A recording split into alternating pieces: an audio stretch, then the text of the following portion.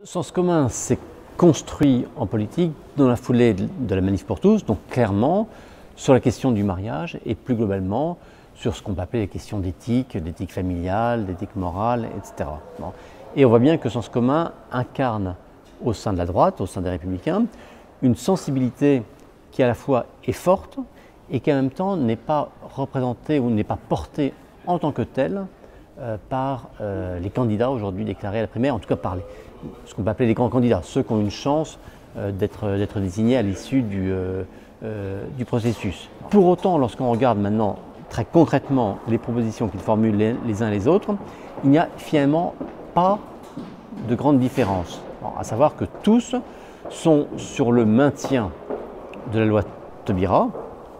dans ses grandes composantes, à savoir sur le mariage, mais aussi sur la filiation. Bon, même si certains veulent faire entendre des réserves, même si François Fillon s'est engagé à réécrire certains aspects de la loi, là où Juppé ne veut rien toucher,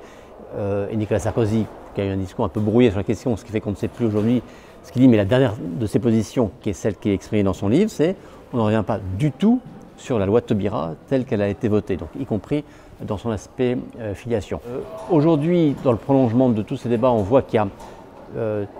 j'allais dire un camailleux de positions sur la question du mariage, sur la question de la famille, globalement entre les candidats, hein,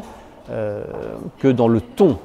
dans les mots utilisés, dans le message envoyé, ce que dit Alain Juppé n'est pas la même chose que ce que dit Nicolas Sarkozy, ni la même chose que ce que dit François Fillon. Si on a un second tour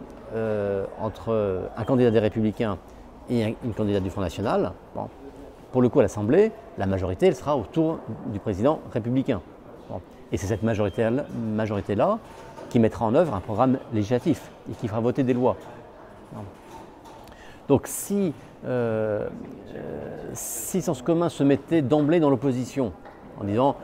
la dérive idéologique est trop forte, donc on ne peut plus travailler avec la droite et on va vers le Front National, bon, si le Front National est dans l'opposition, bah, il restera dans l'opposition. Donc il y aura peut-être une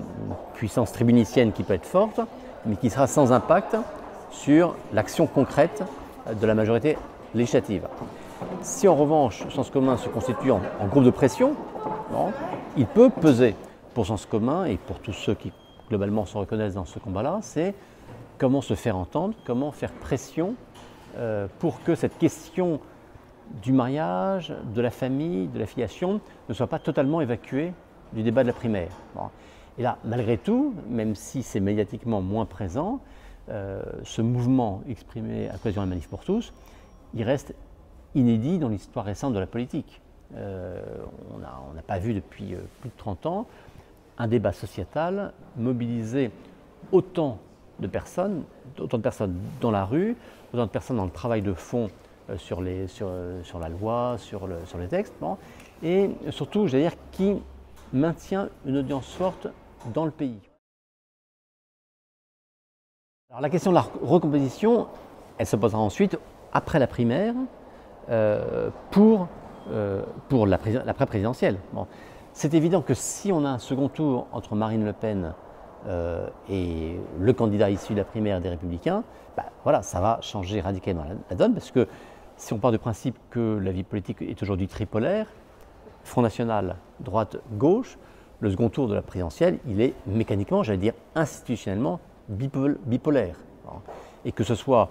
Marine Le Pen face à un candidat de droite ou Marine Le Pen face à un candidat de gauche,